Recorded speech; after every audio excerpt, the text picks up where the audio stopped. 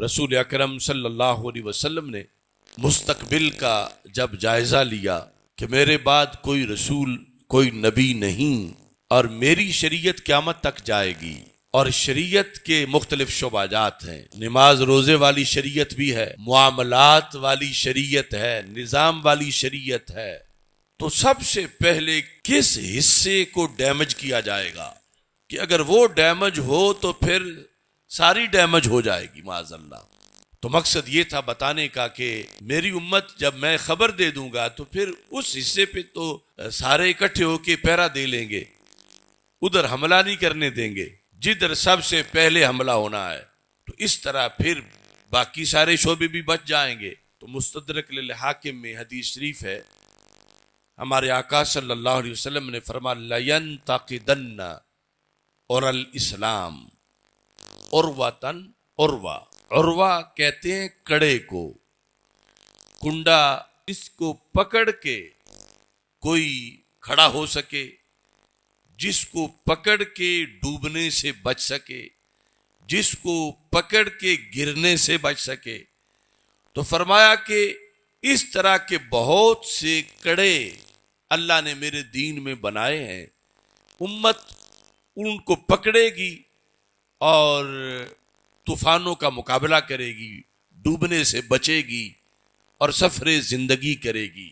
ये खबर सरकार बड़े रंजीदा होके दे रहे थे। फरमाया मैं देख रहा हूं इस्लाम का एक एक करके हर कड़ा टूट जाएगा। जिस कड़े के साथ मेरी उम्मत के लाखों करोड़ों अफराद जिसके सहारे कायम होंगे, वो कड़े लोग दुश्मन तोड़ेंगे, कड़ा टूटेगा तो सारे गिर जाएंगे। कैसे? फरमाया यक बार सारे नहीं टूटेंगे, उर्वतन उर्वा, एक एक करके टूटेंगे। एक को वो तोड़ेंगे तो इतना करेगी मेरी उम्मत, एक कड़े के टूट जाने के बाद अब समझेंगे अब यहां तो गुजारा नहीं है, यहां तो इसको हाथ डाल कर आगे चल ही नहीं सकते, ये कड़ा तो टूट गया। फरमा फौरन अगले को पकड़ लेंगे। जब अगले को पकड़ेंगे दुश्मन अगला तोड़ देगा, फिर भी आसरा हो जाएंगे तो अगला पकड़ लेंगे, फिर जब वो पकड़ेंगे तो दुश्मन वो भी तोड़ देगा। यानी इनमें कुव्वते दिफा नहीं होगी कि कहीं ब्रेक लग जाए कि अगला हम नहीं तोड़ने देंगे। ये हदीस के लफ्ज बता रहे हैं। लेकिन इतना करेंगे कि फौरन अगला करीब ही था वो पकड़ जाएंगे, डूबने से बचने के लिए अगला कड़ा पकड़ जाएंगे, फिर वो टूटेगा तो अगला पकड़ जाएंगे। उर्वतन उर्वा, एक एक करके। लेकिन ये कि मजमुई कड़े बिल आकर गठते जाएंगे, क्योंकि एक वक्त वो आएगा पीछे कोई भी कड़ा बाकी नहीं होगा। एक एक करके दुश्मन मेरे दीन के ये आसरे तोड़ेंगे और उम्मत आगे मुंतकिल होती चली जाएगी। तो ये सवाल पैदा हो रहा था कि कोई ऐसी तदबीर बता दो या रसूल अल्लाह सल्लल्लाहु अलैहि वसल्लम, दिफा की तजवीज बता दो कि कड़ा टूटने ना पाए। और ये कि फिर वो कौन सा कड़ा है जहां सारे इकट्ठे हो जाएं और सबसे पहले इकट्ठे हो जाएं, और वो कौन सा है जो एक बच गया तो सारे बच जाएंगे। वो एक कड़ा अगर वो टूटा तो सारे टूट जाएंगे, फिर वो एक हमें पहले बचाना चाहिए जिस पर सबका मदार है।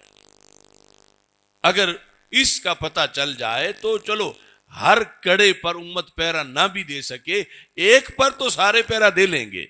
उम्मत को पता चल जाए कि पहले किसका पर हमला होगा, दुश्मन क्या सोचेंगे, उनकी सोच क्या होगी, दुश्मन कहां पहले हमला करेंगे, ताकि उनके हमला करने से पहले उम्मत वहां डट जाए, उम्मत वहां इकट्ठी हो जाए।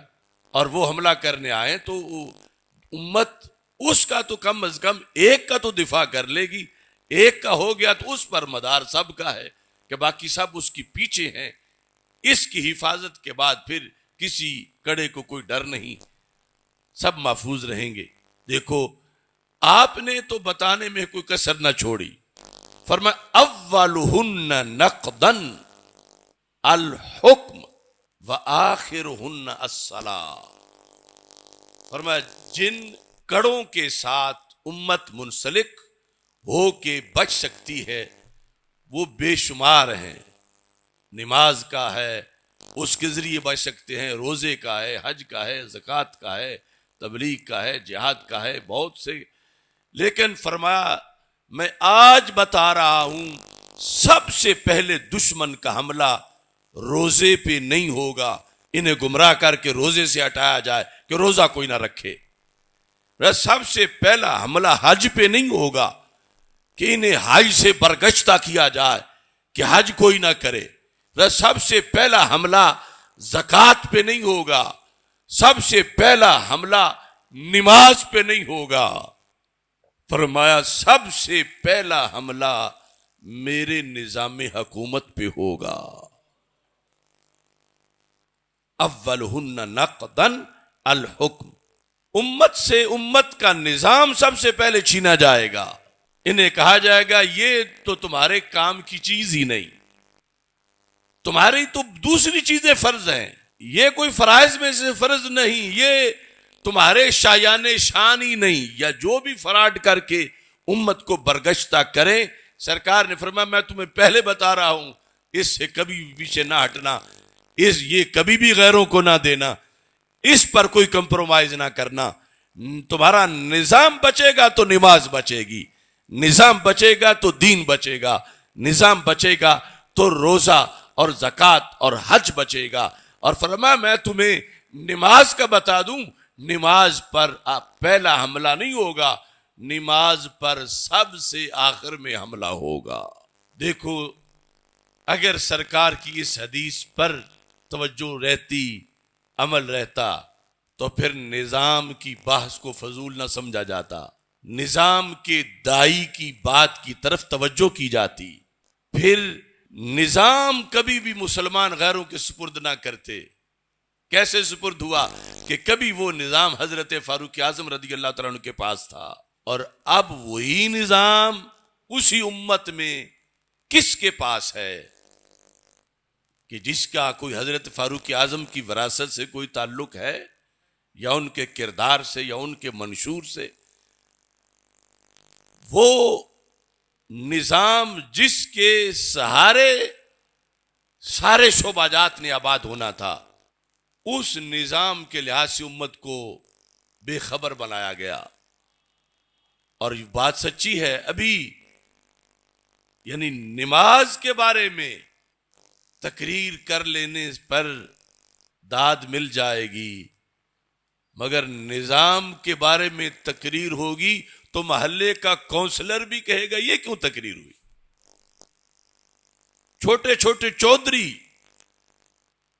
यानी ये समझते हैं कि निजाम हमारी ख्वाहिश है, जबकि कुरान कहता है निजाम तुम्हारा दीन है, और उस दीन को जो दीन समझे वो चला सकता है, और जो जिसको उस दीन की खबर नहीं वो नहीं चला सकता।